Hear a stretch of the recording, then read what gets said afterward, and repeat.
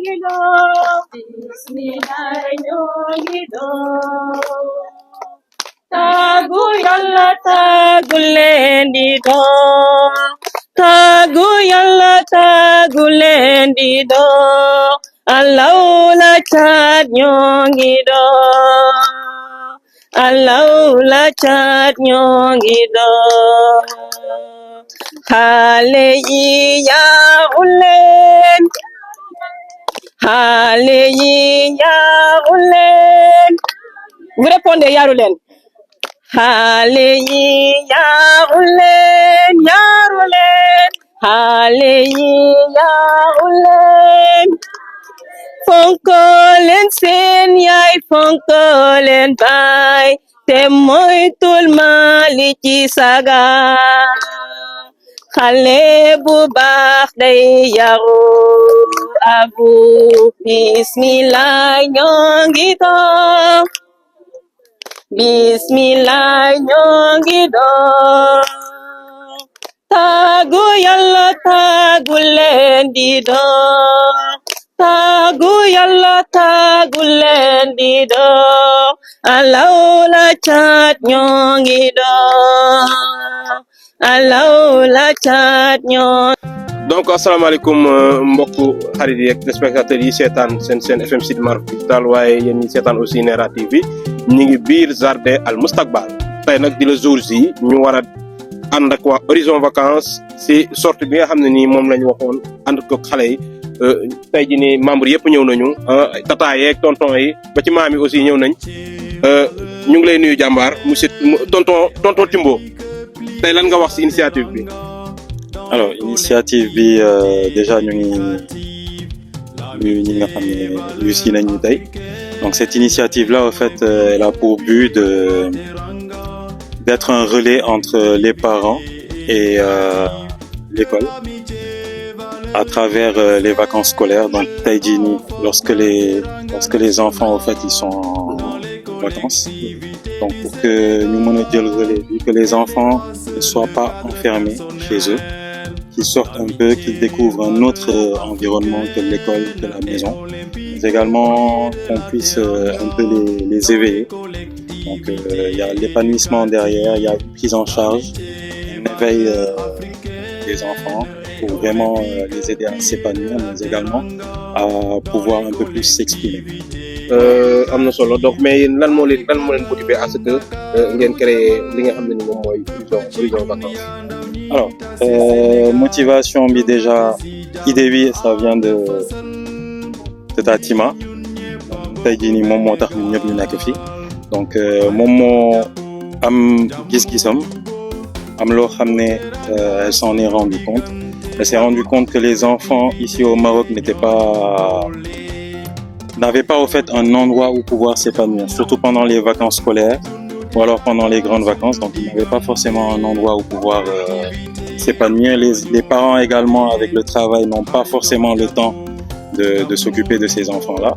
Et donc, c'est cette raison-là qui a poussé au fait Tatima à se rapprocher un peu partout des différents moniteurs qu'elle connaissait et voir ce qu'on pouvait faire ensemble. Donc, c'est ce qui a fait qu'aujourd'hui, on est tous là ici présents. Et avec pour objectif de pouvoir faire quelque chose pour ces enfants-là, les aider à s'épanouir. Ce n'est pas comme les sorties pédagogiques qui sont organisées habituellement. Là, vous avez des moniteurs diplômés de collectivités éducatives qui sont là pour éveiller l'enfant déjà, pour l'éduquer, mais également pour l'éveiller et l'aider à grandir avec de bonnes bases. am na solo tey ñu gis ngeen def benn sortie boo xamante ne ni c'est gratuit est-ce que mën nañ xaar yeneen activités yeneen événements yoo xam ne que ça soit sortie que ça soit d'autres trucs yoo xamante ni mettre ngeen ko en place. Tout à fait. Alors am na yeneen sortie yoo xam ne ñu ngi ñëw après tey jii nii comme on l'a dit c'est un lancement c'est déjà pour parler du projet pour que nit ñi xam lan mooy projet bi et tout.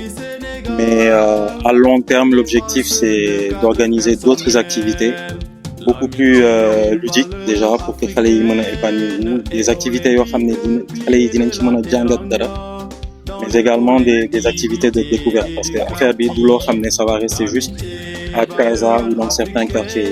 Non, l'objectif est que ça sorte, puisse faire sortir les enfants, xale yi di découvrir dëkk bi nga xam ne fa lañ nekk. Et à long terme, pourquoi pas aller jusqu'à même organiser des centres aérés ou des colonies de vacances avec un projet de mise en place d'un centre d'éducation par rapport. Inch'Allah, ñu ngi leen koy souhaiter bu baax. Un petit mot, madame Tata Fatima. Tey ñu gis aussi xale yi ñëw wuy si la comme ni ko tonton Timbo waxee nga initier li nga xam ne moom mooy colonie la laa ko tuddee xaw ma sortie pédagogique la donc affaire lan moo la animé ba nga def loolu Tima. Déjà asalaamaaleykum maa ngi nuyu ñëpp di kontaan si ñëw bi di rafetlu seen teewaay aussi di leen dalal et di leen gërëm tamit si confiance bi ngeen am ba tey ñëwee teewee lancement au projet Horizon Vacances. Donc lu ma animé ak lu ma motivé pour ma lancer projet bi mooy comme ni ma ko faral di waxee rek boobu ba tey ñu ma koy demandé gis nañ ni ñu ngi Maroc gis nañ ni ñu ngi Casablanca donc c'est un capital économique la plupart des parents dañuy liggéeyi donc amuñu jot trop pour mën a permettre seen doom yi ñu mën a épanouir comme niñ ko bëggee.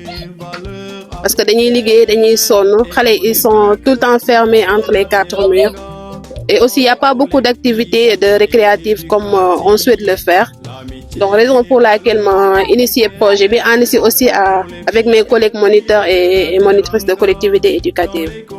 am na solo ban jàppale ngeen di xaar ci ñi nga xam ne ni ñoom ñoo ŋànk réew mi que ça soit consul que ça soit association yi mel ni Arcelem dans ce cas sax dañuy woowaale Mamadou Diouf boo munee ñëw nga sànni si ay kàddu aussi. waaw soxla nañ ku ñuy jàppale moo xam muy consul ñu ngi koy woo moo xam aussi muy madame l'ambassadrice aussi ñu ngi koy woo ñu ngi woo waa Arcelem ñu ngi woo képp koo xamante ni yaa ngi ci réew mi am tur porteur de voix ngay borom daraja boo xam ni yaa ngi œuvrer pour le social yéen ñoom ñëpp ñu ngi leen di woo pour ñu ñëw teg ñu loxo. donc jàppale bi soxla nañ ko financièrement administrativement ak techniquement soxla nañu aussi ku ñu jàppale sur tous les points. donc mi ngi noonu ñu ngi leen di xaar Mamadou Diouf bisimilah donc ñu ngi ñaan aussi consul bi ak yenn représentants étatiques yi nekk ci dëkk bi ñu jàppale xale yi parce que jàppale xale yi jàppale suñu bopp la juste un petit mot rek Mamadou Diouf moom mooy représentant wu Arcelem bu Sidi Marouf. donc mu teewal fi Diomaye Faye waaye teew li nga xam ne mooy consul donc gis nga ni xale yi def Fatima initié lii yéen en tant que autorité aussi ñu ngi leen ci yaakaar di leen ci xaar ana ban jéego ngeen ci war a def incha allah rabbi pour jàppale ñi nga xam ne ñooy xale yi. donc avant tout d'abord damay nuyu ñëpp di ziare ñëpp di rafetlu aussi initiative bi vraiment am na solo parce que genre mel ni parents yi nekk fii Sénégal yi nekk parents muy beneen nationalité dañuy soxla lu mel nii parce que ñëpp xam nañ Maroc nu mu demee jot amul appartement yi xat na donc bu ngeen amee initiative def lu mel nii vraiment dañ koy rafetlu donc ñun en tant que Arcelem man en tant que délégué lépp loo xam ne dañ koy soxla ci côté administratif côté démarche ay autorisation yoo xam ne dañ koy soxla ñun dinañ ci taxaw incha allah bu baax a baax di ñaan aussi mu nekk projet boo xam ne dina dem ba mu nekk partout dans le Maroc ñi dem fu ne si région yu ne di dafa def ay sorties yoo xam ne vraiment kenn ku nekk bépp parent dina si mën a gis boppam quoi franchement. am na solo mi ngi noonu donc Mamadou Diouf la woon présentant Arcelem donc dañuy continuer journée bi ba tey jeexagul war nañu def ay jeux war nañu def ay excursion Fatima war nañu def animation y a des artistes qui vont venir donc restez scotchés sur FM Sud Marouf Digital et Nera TV pour la journée de Horizon Vacances. Let's go. Activité éducative, l'amitié, valeurs africaines et olympiques, piliers de la teranga dans les collectivités éducatives. éducative. Afrique dalal Dakaru jëmal fépp ci dunya ndaw ñi tase Sénégal jongante si jàmm ànd fësal ni ñun ñépp bokk benn gaal xaritoo jàppoo jàmmoo juboo dundu teranga suñu diggante collectivité yee ñooñu boole xaritoo jàppoo jàmmoo juboo dundu teranga suñu diggante collectivité yee ñooñu boole xaritoo jàppoo jàmmoo juboo dundu teranga suñu diggante collectivité yee ñooñu boole xaritoo jàppoo jàmmoo juboo dundu teranga suñu diggante collectivité yee ñooñu boole collectivité yee ñooñu boole.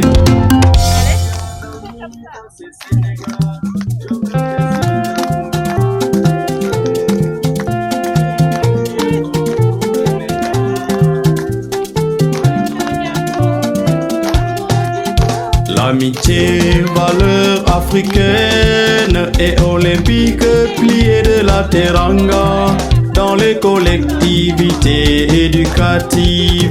L'amitié, valeur africaine et olympique, pliée de la teranga dans les collectivités éducatives.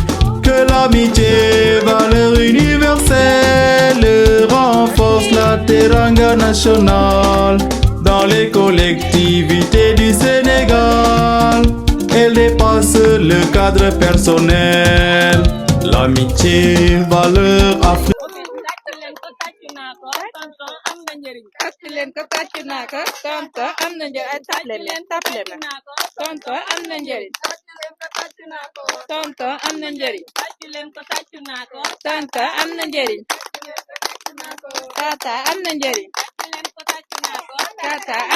Allez danser. Tata am na njëriñ. Tata am na njëriñ.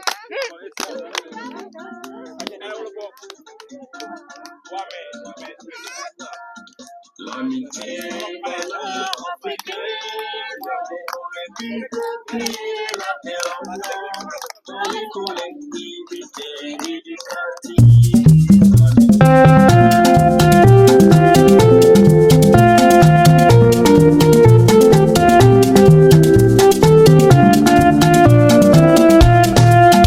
L'amitié va mojugo dundu teranga suñu diggante collectivité yee ñooñu boole xaritoo jàppoo jàmmoo juboo dundu teranga suñu diggante collectivité yee ñooñu boole collectivité yee ñooñu boole jongante si jàmm ànd fësal ni ñun ñépp bokk benn gaal xaritoo jàppoo jàmmoo juboo dundu teranga suñu diggante collectivité yee ñooñu boole xaritoo jàppoo jàmmoo juboo dundu teranga suñu diggante collectivité yee ñooñu boole xaritoo jàppoo jàmmoo juboo dundu teranga suñu diggante collectivité yee ñooñu boole xaritoo jàppoo jàmmoo juboo dundu teranga suñu diggante collectivité yee ñooñu boole collectivité yee ñooñu boole.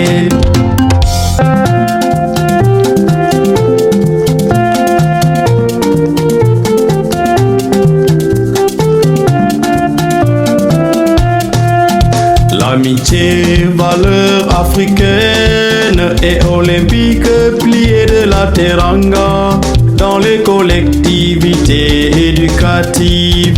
L'amitié, valeur africaine et olympique, pliée de la teranga dans les collectivités éducatives. Que l'amitié, valeur universelle, renforce la teranga nationale dans les collectivités du Sénégal. Elle dépasse le cadre personnel. L'amitié, valeur africaine et olympique, pliée de la teranga dans les collectivités éducatives. L'amitié, Pour permettre aux enfants de s'épanouir, de vivre une autre vie qui n'est pas la vie de la maison. Donc je pense que c'est Fatima qui est l'initiatrice de ce projet. Elle va vous expliquer plus les détails. Merci Tata Géant, comme vous venez de le dire. Donc c'est une initiative qui va prendre le relais entre l'école et la famille, en quelque sorte. Donc comme elle a si bien dit, c'est un ensemble de moniteurs formés théoriquement, pratiquement et par écrit aussi. Parce que c'était un cadre sélectif. On a été sélectionné parmi les meilleurs. C'est un diplôme qui est reconnu par l'État du Sénégal. Donc voilà, notre objectif, c'est pour encadrer les enfants, leur éveiller, également leur permettre d'avoir un cadre sécurisé pour s'épanouir. Parce que nous savons tous ici à Casablanca, on n'a pas tous le temps de mieux prendre en considération nos enfants parce qu'on est contraint par le travail. Puisque c'est l'objectif qui fait que nous sommes tous regroupés ici. On est venus pour travailler, pour chercher à avoir quelque chose. Mais les enfants également, il ne faut pas qu'on les oublie. Donc c'est ça l'idée principale qui m'a motivée de créer cette initiative, bien sûr en compagnie avec mes collègues moniteurs et monitrices. Et sur ce également, nous remercions à tous les parents qui sont ici présents pour nous soutenir, nous accompagner et aussi nous donner leur confiance pour pouvoir nous laisser avec leurs enfants pour les prochaines activités à venir. Pour dire que juste aujourd'hui, c'est juste un lancement du projet pour partager avec vous les objectifs et également ce qu'on attend de vous en tant que parents, c'est la confiance. C'est la confiance. La confiance, je répète 3 fois. On vous demande juste la confiance de nous laisser avec vos enfants. On va faire de notre mieux pour les encadrer, leur permettre de s'épanouir.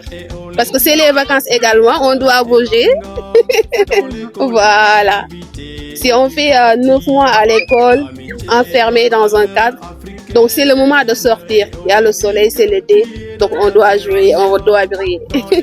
Je laisse la parole à Tata Clémentine également qui va se présenter. Je pense que vous avez tout dit. Donc on donne le micro à l'une des parents d'élèves. Oui, bonjour, j'espère que ça va, Inch'Allah, ça va partir bien. C'est une bonne initiative déjà. On ne trouve pas trop ici, surtout à Casa. J'avais vraiment des problèmes avec mes enfants. Je trouve pas des écoles et surtout comme ça des choses pour épanouir, pour sourire et pour déjà être entre enfants. Vous voyez, rester entre enfants parce que j'avais déjà une dame chez moi. Donc il restait que mes petits ensemble. Donc ils sortent pas. Vous voyez, je trouve beaucoup de difficultés aussi pour parler. Donc j'espère Inch'Allah, bon courage, je vous souhaite bon courage. Voilà. Merci beaucoup. Je pense que aussi on a des parents qui ne sont pas sénégalais. Vous pouvez aussi donner votre avis. D'accord. En tout cas, moi, je salue l'initiative. C'est vraiment très bon parce que les enfants aussi, rester dans la maison, c'est un peu difficile. Donc, avec cette initiative de rencontrer d'autres nationalités surtout, ça va aussi participer au développement de l'enfant. Donc, on vous dit un grand merci et voilà, que Allah facilite. Un parent en wolof. Voilà, donc asalaamaaleykum. Voilà, maa ngi leen nuyu bu baax a baax di vraiment féliciter ñi nga xamante ni ñoom ñooy tenir projet bi. Voilà, mu nekk li nga xamante ni lu am solo la parce que ni mag ñi amee droit noonu la xale yi aussi amee droit. Donc te droit bi nga xamante ni moom la xale yi gën a mën a yellool actuellement ak seen âge mooy le droit d'épanouissement. Voilà, donc lii day contribuer ci seen vie, contribuer ci seen développement en tant que spirituellement day contribuer ci ñoom di contribuer ci ñoom ci seen màggaay voilà parce que xale xel mi dafa neex donc lépp li nga xamante ni def na ko ci ay activité ci ay événement da koy capter da koy garder effectivement donc dina dem ba màgg nga yaakaar ni fàtte na ko mu fàttali la ko yow miy nekk mag sa peut-être mën nga koo fàtte voilà yàlla moo leen may xel moomu moo leen may loolu donc lii luñ ciy def rek mooy rafetlu ci di ñaan ñëpp parents yi fi nekk ñëpp ak ñi nga xamante ni nekkuñu fi donc ñi fi nekk déjà ñu véhiculer message bi donc def la publicité des choses comme ça bu ko defee ñëpp am jot ci information bi mën na ñëw fekk ci projet bi pour projet bi réussir parce que projet bi réussir rek donc xale yi nañ kontaan te bu xale yi kontaanee donc parents yi kontaan ñëpp kontaan voilà donc loolu rek lañ leen ci ñaan ñëpp dugal ci seen loxo comme ça bu ko defee projet bi réussir parce que projet bu noble la initiative bu noble la donc c'est à encourager jërëjëf. Donc on vous dit merci. On a tout dit. Merci beaucoup les parents d'élèves. On va pas les oublier. Ils ont ménagé aucun effort vraiment pour couvrir cet événement, à savoir Nera TV et FM Sidi Marouf Digital. On remercie également de passage Arserem, représenté ici par le délégué de Sidi Marouf, Mamadou Diouf. Donc nous vous remercions tous également Tonton Noël. Voilà ñu ngi koy remercier bu baax di remercier ñëpp ñu ngi sant ñëpp di gërëm ñëpp parce que depuis on est des Sénégalais du si ñaax ñu ñaamba si olof bi merci merci beaucoup.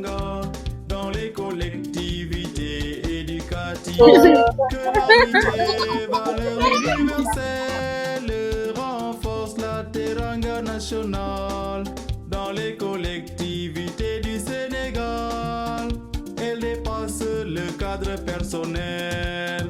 L'amitié, valeur africaine et olympique, pliée de la teranga dans les collectivités éducatives.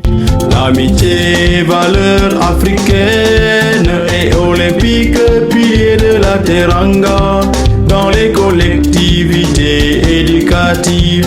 Afrique dalal Dakaru jëmal fépp ci dunya ndaw ñi tase Sénégal jongante si jàmm ànd fësal ni ñun ñépp bokk benn gaal xaritoo jàppoo jàmmoo juboo dundu teranga suñu diggante collectivité yee ñooñu boole xaritoo jàppoo jàmmoo juboo dundu teranga suñu diggante collectivité yee ñooñu boole xaritoo jàppoo jàmmoo juboo dundu teranga suñu diggante collectivité yee ñooñu boole xaritoo jàppoo jàmmoo juboo dundu teranga suñu diggante collectivité yee ñooñu boole collectivité yee ñooñu boole.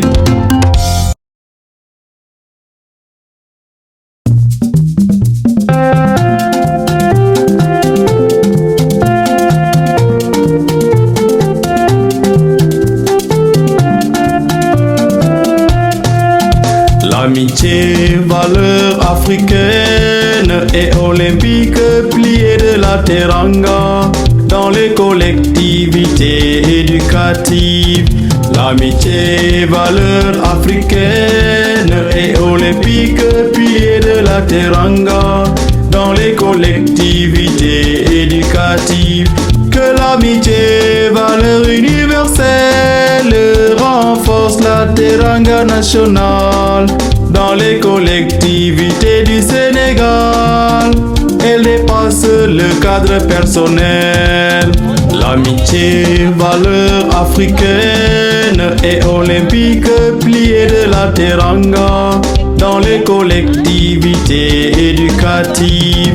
L'amitié, valeur africaine et olympique, pliée de la teranga dans les collectivités éducatives.